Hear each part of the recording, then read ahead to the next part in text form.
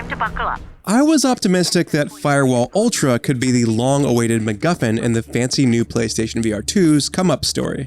The original, Firewall 0 Hour, entered the scene with bombast in 2018, making the most of far less impressive tech.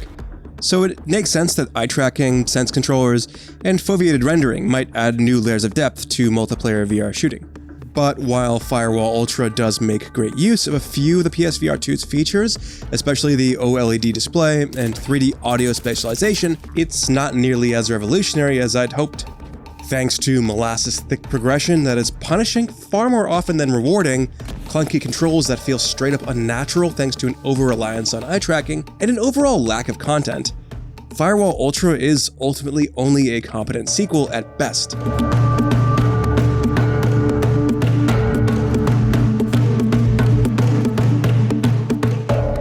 Despite it being a competitive, multiplayer first-person shooter like Firewall 0 Hour, the first enemy I grappled with after booting up Firewall Ultra was its nauseating menu. This menu interface is based entirely on eye tracking, with seemingly no way to turn that feature off in favor of much simpler pointing and clicking. I have a relatively strong stomach for VR. I have played hundreds of hours of VR games like Pavlov and other first-person shooters, but this was unusually uncomfortable for me to navigate for at least the first couple of hours. This sucks because it's here where basically everything important but the shooting happens, from setting up your character to joining a match. Welcome to the gauntlet. At least Ultra's confusing menu is not the very first thing you see. Instead, you're shuffled through a comprehensive and helpful tutorial zone. It's full of shooting ranges and drills that do a decent job of getting you used to the controls. But don't be fooled, no matter how many times you run drills against its peculiarly crafted dummies, there is no Captain Price to ferry you to the next mission. When you're ready to leave, you'll want to open up your menu, select an option, and what the heck is going on? Firewall Ultra doesn't do a ton of onboarding. This is partially because there is no dedicated campaign, just a bunch of menus and a hub area that it plops you directly into between rounds. It's serviceable but disappointingly bare bones. At least this main hub room where you queue up lets you change your loadouts at the weapon bench.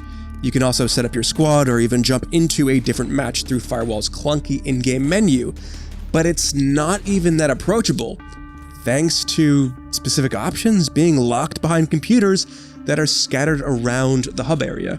These include the weapon vendors that let you eventually purchase new weapons and gear as you unlock them, but they also include options that are grayed out. Ultimately, it's just far more confusing to get your bearings than it should be. That said, there is some meat on Firewall Ultra's multiplayer-centric bones. The Contracts mode returns as Ultra's bread-and-butter game mode, as well as its only PvP option. It sets 2 teams of 4 players against one another in a game of cat and mouse, where one team defends an access point while the other team tries to get through those defenses. The spoils go to whoever wins 2 out of 3 rounds, and each team gets at least one chance to play as the attacker and the defender.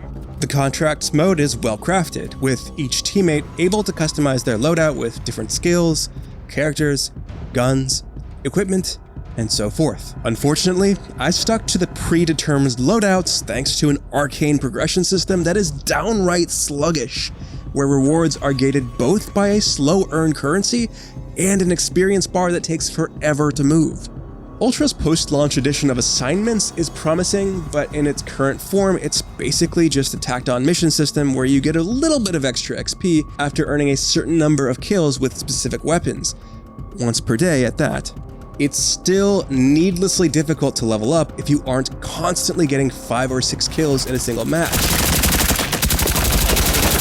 Hostile retired. In such a team-focused multiplayer shooter, it's perplexing that Firewall Ultra went so far out of its way to keep me at lower levels, even when I spent most of a match reviving my downed teammates, spotting enemies on the security cameras, or using tactical gear like door blockers and flashbang grenades. Since most of the Bible weapons and items only open up at later levels, progression almost feels locked away for Firewall Ultra's most elite players, or whoever is willing to pay for the privilege by speeding things up with real money microtransactions. Those haven't been fully rolled out yet, aside from a few viable characters. One of them already comes with a suspiciously overpowered perk, but it remains to be seen just how deep Ultra's microtransactions will ultimately go. At least this time around, there's also a PvE mode, Exfil, which sends 4 players to capture 3 different points on a map while waves of competently AI-controlled enemies spawn in from all sides. These matches don't offer much of an XP or a currency reward either, but they can be a great way to get used to Ultra's controls and maps.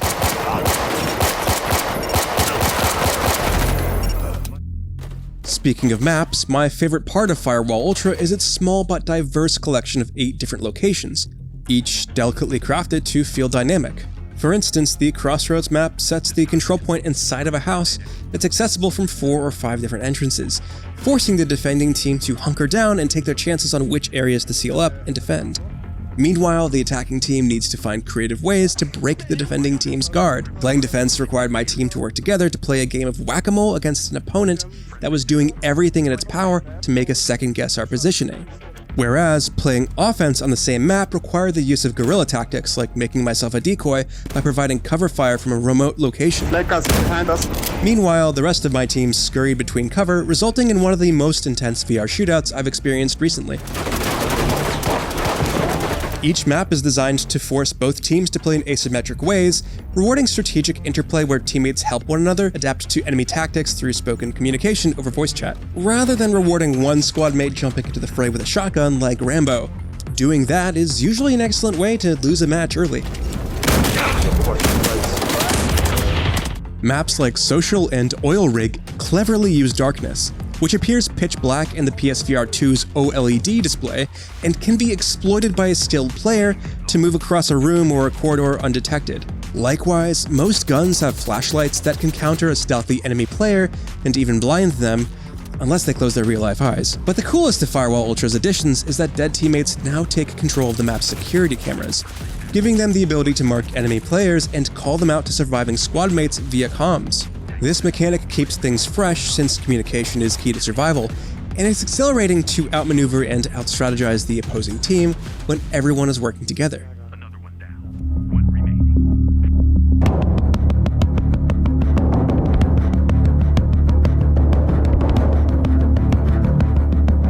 These skirmishes are tense and tactical, making exceptional use of the PlayStation VR2's OLED display, Pulse 3D audio, and controller haptics. Ultra's janky character models are the weakest part of its presentation, but its environments and weapons are intricately designed. Weapons feel satisfyingly hefty, providing a ton of force feedback in my Sense controllers, as well as believable on-screen muzzle flashes and excellent sound design. Yep, down below me.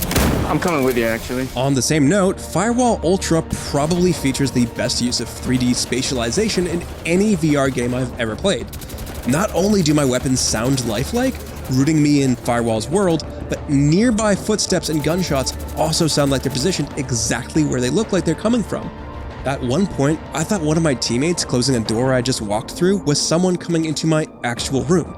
I'm less happy about Firewall Ultra's control scheme, which feels like several steps backward. There's no manual reloading, and instead of having weapons holstered on your avatar's body, you now need to hold a button on your primary controller while you select the weapon you want with your eyes. Thanks to this system, switching weapons mid-combat isn't just slow and unnatural, it's also nauseating. Firewall Ultra does make aiming slightly easier in 2 key ways, but even then they're both still experimental and clunky in practice. First, pressing L2 now toggles ADS, but it doesn't really work in VR. Wherever my head is pointing, my gun simulates lining itself up as though I were looking down the sights, but it's not exactly locked to a position that gives me the most control or even the most accuracy, with the gun jammed uncomfortably close to my face. Second, grenades rely entirely on eye tracking, showing you your grenade's trajectory before you lob it. This makes it easier to visualize where a grenade's gonna land, but it's a poor simulation of hand-eye coordination since you don't actually throw grenades as you do in other VR shooters. You simply press a button and your avatar does it for you, which feels unnatural compared to other VR shooters. Firewall Ultra simultaneously feels like 2 steps forward and 2 steps backward. It somehow does just as much right and wrong as Firewall 0 Hour, a VR game that is now over 5 years old. While its shooting and tactical teamwork feel, look, and sound better than ever, its content is limited and it's filled with questionable uses of new tech like eye tracking. What it all adds up to is a decent competitive multiplayer shooter that just happens to be in VR, but its awkward controls are a shot in the foot rather than the shot in the arm that the PlayStation VR2 desperately needed. For more, check out our reviews of Armored Core 6 or Immortals of Avium. And for everything else, stick with IGN.